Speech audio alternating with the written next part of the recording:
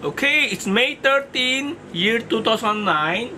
I'm going to show you my old TRS-80 Radio Shack reference manual. Okay, let me show you around.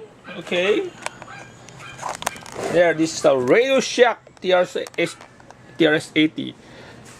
Okay, there, I bought it in December 10, 190 pesos. Okay, there. I'll just browse it. This is the block diagram.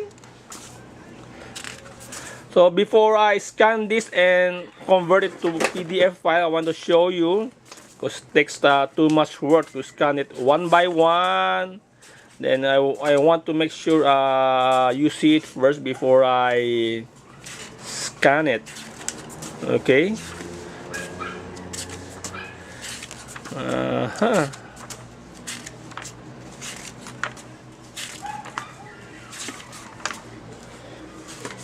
There.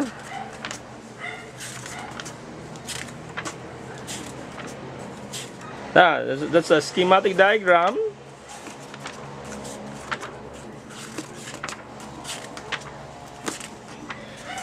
There, printed circuit board, the circuit board diagram, schematic.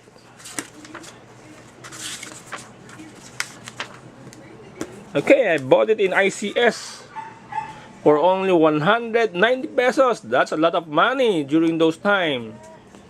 Okay, I guess it's about 69 page. Okay,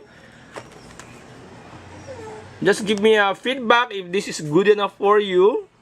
Okay, then I'll scan it. Okay, that's it. That's about it. Thank you.